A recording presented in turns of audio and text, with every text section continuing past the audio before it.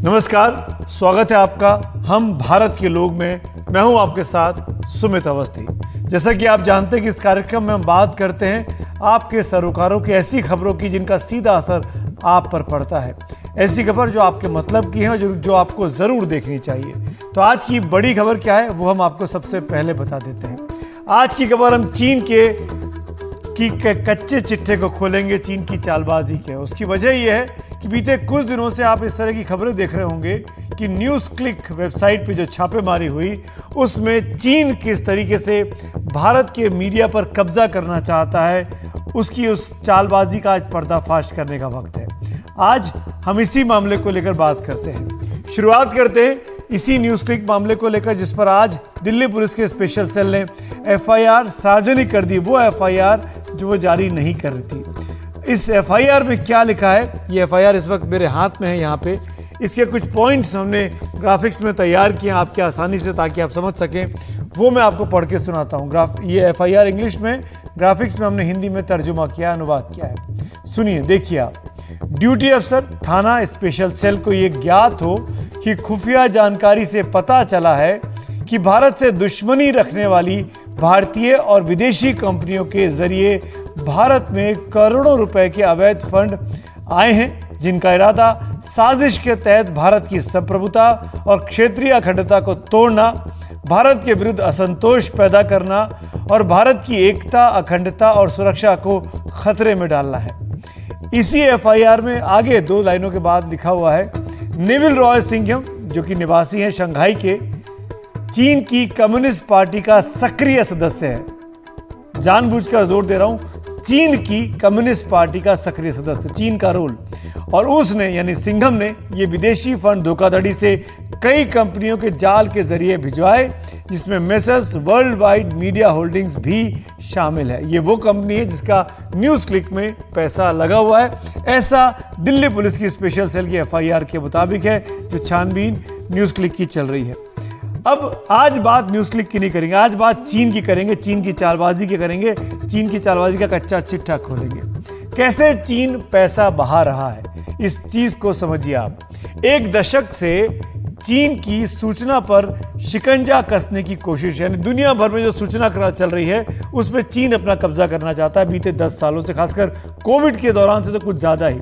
प्रचार पर चीन खूब अपने पैसे खर्च कर रहा है, पत्रकारों को पैसे दे रहा है, प्रलोभन दे रहा है अपनी तरफ मिलाने के लिए।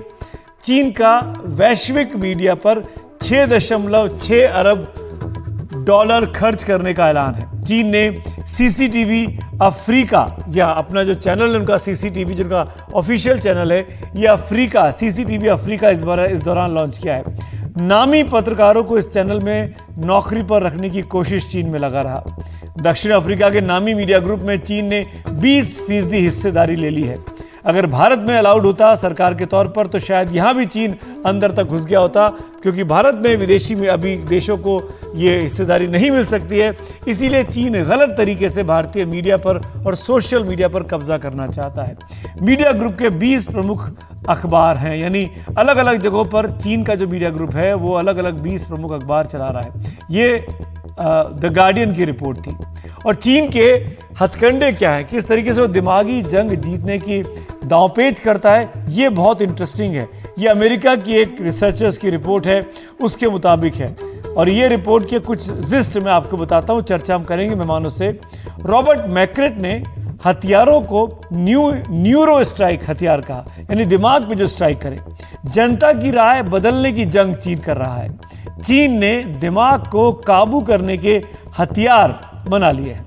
न्यूरो स्ट्राइक हथियारों के जरिए वो वार करता है आपके दिमाग पर, आपके जहन पर। इंसानों में दिमागी समस्याएं पैदा कर सकते हैं ये हथियार। और ये हथियार आते हैं क्या, ये आपका मोबाइल फ़ोन है। मोबाइल फ़ोन के ऐप्स हैं, गेम्स हैं, जो चीन के ज़रिए चलते हैं, जिसके ज़रिए आपकी जासूसी भी होती है और आपको वो एक तरीके से आदती बना देते हैं।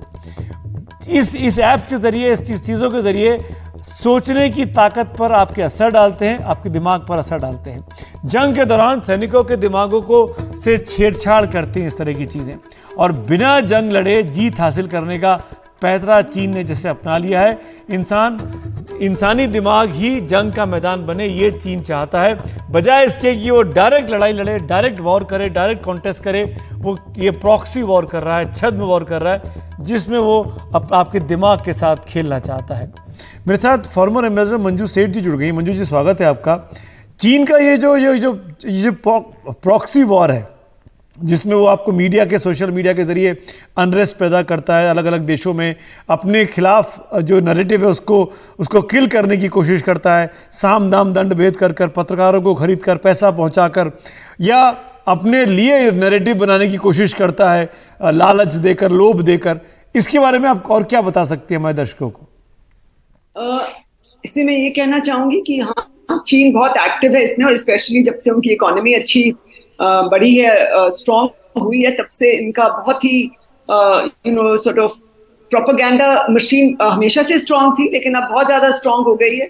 और वो कोशिश कर रहे हैं जहां जहां जिस देश में उनको मौका मिलता है और जिनसे उनको लगता है कि ये हमारे चैलेंजेस हो सकते हैं, खासकर जैसे पहले साउथ ईस्ट एशिया में भी इन्होंने काफी अपना ये अभियान चलाया था, और जब मैं बैंकॉक में थी हमने देखा था वहां चला रहे थे, लेकिन अब इंडिया में चला रहे हैं काफी ये प्रोपेगेंडा। और यूएस में भी कोशिश कर रहे हैं, एवरीवेयर एक नैरेटिव बिल्डिंग की उनकी जो और एक एक्टिविटी भी है इनकी, हर एक सरकार की एक डिप्लोमेटिक एक्टिविटी सॉफ्ट पावर के थ्रू और थ्रू मीडिया और आजकल सोशल मीडिया के थ्रू अपना उनका ये एक लेजिटिमेट एक टूल है कि अपना इमेज अच्छा रखे, एक सॉफ्ट पावर के थ्रू, एक mixture of soft and hard power के थ्रू अपना मीडिया के थ्रू अपना अच्छा एक इमेज बनाने की कोशिश करते हैं। लेकिन चीन का जो ये कोशिश है कि दूसरे को नीचे करना, दूसरे को कंट्री के ऊपर अपना नेगेटिव इम्पैक्ट होना, वो ठीक नहीं है। अपना जो अपना आपके साथ मेरे साथ प्रधान साहब भी जुड़े हुए हैं, एसडी प्रधान, जो कि फॉर्मर एनएसए, डिप्टी एनएसए रह चुके हैं। प्रधान साहब, चीन ने अपने मुल्क में तो फेसबुक, एक्स, इंस्टाग्राम सब बैन कर रखा है, अपनी ही उनकी अपनी चीज़ें चलती हैं सोशल मीडिया के नाम पर। दुनिया के लोगों को, दुनिया में क्या चल रहा है चीन के लोगों को पता नहीं चलता है, अपनी चीज़ें फोर्स की जाती हैं।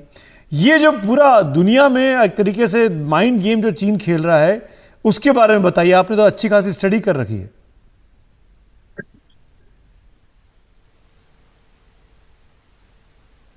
नहीं, आपके ऑडियो में प्रॉब्लम है प्रधान साहब, आई एम रियली सॉरी, मैं फिर से आपको नहीं सुन पा रहा हूँ। I can't hear you. ये क्वेश्चन मैं आपके सामने रखता हूँ मंजू जी, आप क्या कहना चाहेंगे मिस सेठ आप इस बारे में कि चीन जिस तरीके से दुनिया से अपने लोगों को तो दूर रखता है, पर दुनिया भर में वो टांग अड़ाने की कोशिश करता है? बिल्कुल, ये इनका पॉलिसी रहा है कि अपने देश में अपने लोगों को जितना सॉर्ट ऑफ क्वाइट रखे, सप्रेस करके रखे, कंट्रोल करके रखे। और इसीलिए सब जो, और उनको लगता है कि अगर फॉरेन सोशल मीडिया उनकी कंट्री में अलाउ किया जाएगा तो उनकी जो कम्युनिस्ट पार्टी है और उनका जो कम्युनिस्ट रूल है वो थ्रेटन होगा, उस पर चैलेंजेस आएंगे अगर लोगों को पता चलेगा कि दुनिया में क्या हो रहा है। बट इससे कंप्लीटली ये सक्सेसफुल नहीं है इनकी स्ट्रैटेजी, लोगों को वहां के पता चलता है। लेकिन इनकी ये स्ट्रैटेजी है कि अपने लोगों को तो आप एक दूसरा अपने जो उनके लोकल मीडिया है, लोकल सोशल मीडिया, उनसे एक नैरेटिव बना के रखे कि हम एंड दूसरे देशों के खिलाफ उनको थोड़ा सा वो कि ये दुश्मन है, ये दुश्मन है, ये सब एक इनका ये नैरेटिव बना हुआ है। और इंडिया जैसे देशों को और दूसरे देशों में वो अपना एक वहां के सोशल मीडिया को भी कंट्रोल करना चाहते हैं, जैसे अपने मंजू जी एक चीज और बताइए, इन सब के साथ साथ चीन जो है, जो जितना मैं समझता हूँ, जितना मैंने पढ़ता हूँ, ये लगता है देखकर कि चीन अपने आप को दुनिया भर में फैलाना चाहता है। चीन का बाउंड्री इश्यूज उसके हर नेबरिंग कंट्री के साथ चल रहा है, हर जगह वो दखलंदाजी कर रहा है। इनफैक्ट वो देश भी जो चीन से दूर हैं उन इलाकों में भी घुसने की कोशिश करता है, जैसे जापान के कई सारे आइलैंड्स को पे उसकी नजर रहती है। मैं ये जानना चाहता हूँ, ये चीन की क्या पॉलिसी है और ये क्या शी जिनपिंग के वक्त से या पहले से चली आ रही है? थोड़ी बहुत पहले से भी थी, लेकिन इनका जो पॉलिसी था कि अब क्वाइटली आप मूव करिए और जब आप बिल्कुल स्ट्रांग हो जाएं तब अपने क्लॉज को अनफोल्ड करिए, अपने ग्लव्स को निकालिए अपने हाथ से। तो ये फॉलो कर रहे हैं, क्वाइटली अभी तक कर रहे थे, लेकिन इतने अग्रेसिव असर्टिव इनकी पॉलिसी नहीं रही थी, बट चल रहा है, पहले से भी चल रहा है। और अब हम देख रहे हैं कि बिल्कुल आउट इन दी ओपन, क्योंकि वो सोचते हैं हम इतने स्ट्रांग हो गए, we are strong enough to take on the world, और वो यूएस के जो पोजीशन है उसको चैलेंज कर रहे हैं। और वो इनफैक्ट कोशिश कर रहे हैं। सिंघम जैसे लोगों को उन्होंने अपने पेरोल पे रखा हुआ है, जो बिल्कुल, जिस तरीके से बिल्कुल। पैसा फेंकता है, पैसा चलाता है।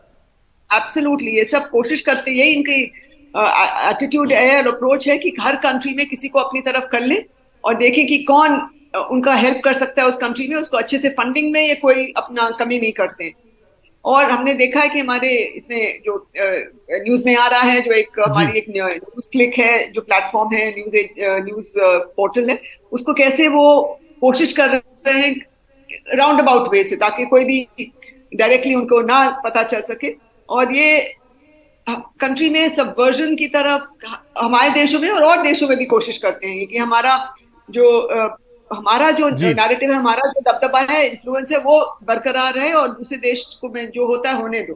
दैट इज एंड बिल्कुल टेक अनरेस्ट कंट्रोल। पैदा करते हैं, सोशल मीडिया के जरिए माइंड से खेलते हैं, ऐप्स के जरिए आपकी जासूसी करते हैं। चीन हर वो काम कर रहा है दूसरे देश को डिस्टर्ब करने के लिए, शायद बाकी मुल्क नहीं करते हैं। बहुत बहुत शुक्रिया मंजू जी आपके इनसाइट्स के लिए, thank you so much.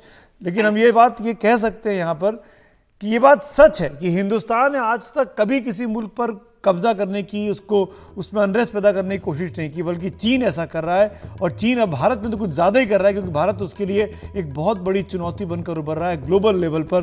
Bharat America का जो नेक्सस होता जा रहा है, उससे भी चीन परेशान है, उसकी उस गठजोड़ से भी चीन परेशान है।